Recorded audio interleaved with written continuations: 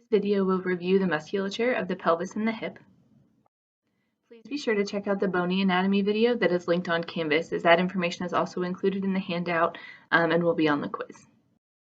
To begin with, we'll start off with the Quadricep Femoris group. This is usually what we would call the quad group. So it's a group of 4 muscles on the anterior side of the femur, predominantly involved in knee extension. The Rectus Femoris originates on the anterior inferior iliac spine, or the AIIS, and it inserts on the tibial tuberosity.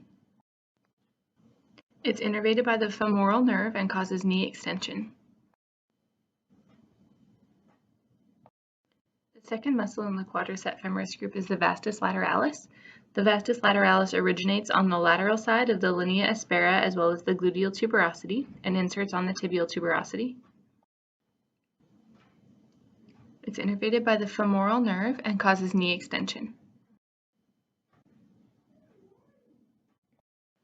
Vastus intermedius originates on the anterior and lateral shaft of the femur and inserts onto the tibial tuberosity. It's innervated by the femoral nerve and causes knee extension. Vastus medialis originates on the medial lip of the linea aspera and inserts onto the tibial tuberosity. It's innervated by the femoral nerve and causes knee extension. The Quadricep Femoris group is the primary group again that causes knee extension, all innervated by the femoral nerve. So down through the middle, we have the Rectus Femoris. On the lateral side, we have Vastus Lateralis. The medial side, we have Vastus medialis. And then deep to the Rectus Femoris, we have the Vastus intermedius. They all connect to the tibial tuberosity via the patellar tendon. Beginning the hamstring group, the biceps femoris has 2 heads, a long head and a short head. The long head originates on the ischial tuberosity and inserts into the head of the fibula. The short head originates on the lateral lip of the linea aspera and also inserts into the head of the fibula. They're both innervated by the tibial and peroneal nerves, and they work to laterally rotate the flexed knee joint, extend the hip, laterally rotate the hip, and tilt the pelvis posteriorly. Semitendinosus, also a part of the hamstring group, originates from the ischial tuberosity and inserts on the proximal medial shaft of the tibia into the pezine tendon.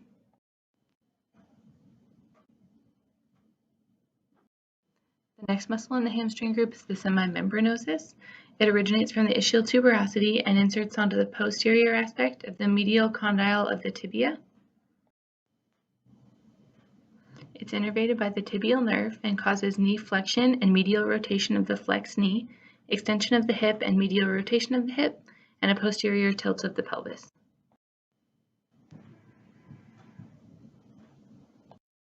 Looking at the hamstring group collectively as a whole, they all cause knee flexion and hip extension, and then medial or lateral rotation of the flexed knee, depending on if it's the biceps femoris or the semimembranosus and tendinosus, as well as posterior tilt of the pelvis.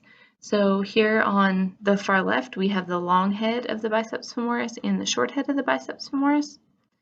The next one in, we have the semitendinosus, and then the semimembranosus, and then all 4. So here we have semitendinosus, deep to that semimembranosus, biceps femoris long head, and short head.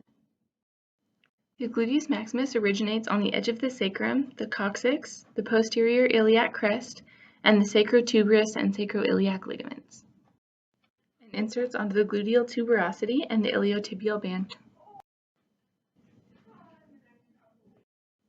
It's innervated by the inferior gluteal nerve and works to extend the hip, laterally rotate the hip, and abduct the hips, and the lower fibers also help with adduction of the hip. The Gluteus Medius originates on the gluteal surface of the ilium between the iliac crest and the posterior and anterior gluteal lines, and inserts on the greater trochanter. It's innervated by the superior gluteal nerve. All of the fibers work to abduct the hip. The anterior portion works to flex and medially rotate the hip, and the posterior portion works to extend and laterally rotate the hip.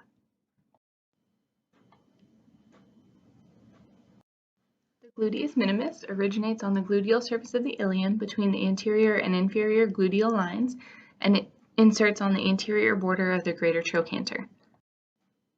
It's innervated by the superior gluteal nerve, and it works to abduct, medially rotate, and flex the hip. So the gluteal group as a whole works in layers. So we have the gluteus maximus, that is the largest and the most superficial of the muscles. Underneath that is gluteus medius, and then the deepest is the gluteus minimus. They also go in order of mass. So gluteus maximus has the greatest mass, gluteus medius in the middle, and gluteus minimus with the least mass. The first muscle in the adductor group is Adductor Magnus. It originates on the inferior ramus of the pubis, ramus of the ischium, and the ischial tuberosity, and it inserts on the medial lip of the linea aspera and adductor tubercle. It's innervated by the obturator and the tibial nerves, and it works to adduct, medially rotate, and flex the hip, and the posterior fibers help to extend the hip. Adductor longus originates on the pubic tubercle and inserts on the medial lip of linea aspera. It's innervated by the obturator nerve, and it works to adduct, medially rotate, and flex the hip.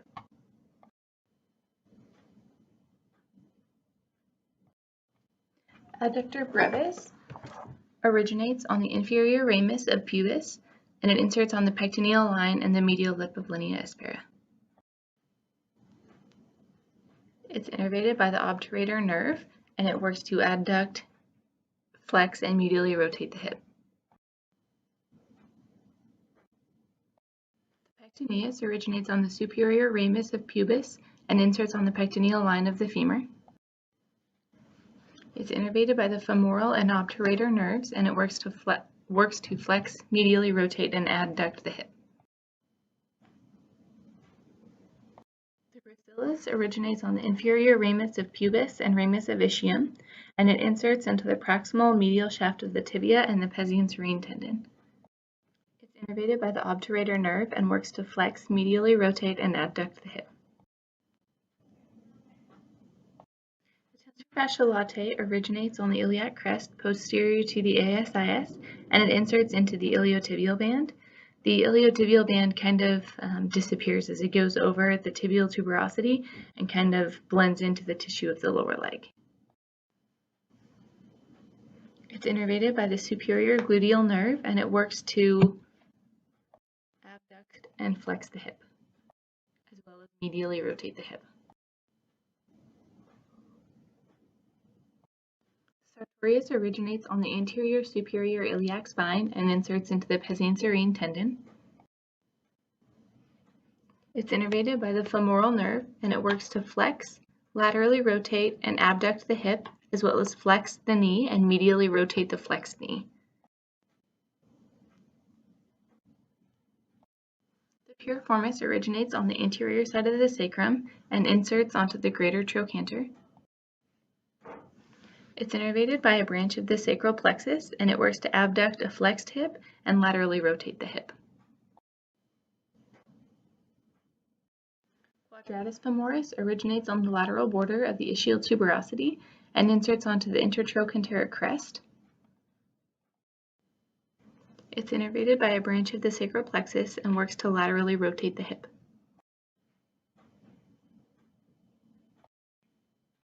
Gemellus superior originates on the ischial spine and inserts onto the upper border of the greater trochanter.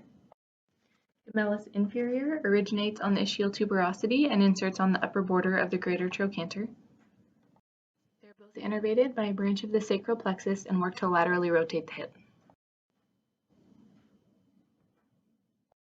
Obturator internus originates on the obturator membrane and inferior surface of the obturator foramen and inserts onto the medial surface of the greater trochanter. It's innervated by a branch of the sacral plexus and works to laterally rotate the hip.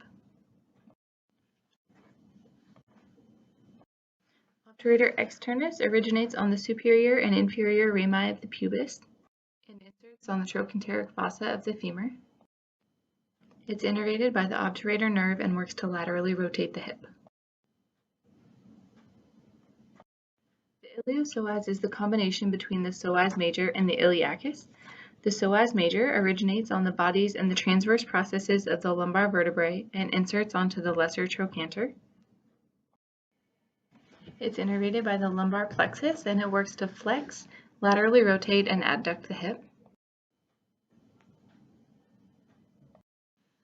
The iliacus originates on the iliac fossa and inserts on the lesser trochanter. It's innervated by the femoral nerve and it also works to flex, laterally rotate, and adduct the hip. The iliacus and psoas major become the iliopsoas when they cross the pectineal line. So the portion of the muscle that's below this line is considered to be the iliopsoas.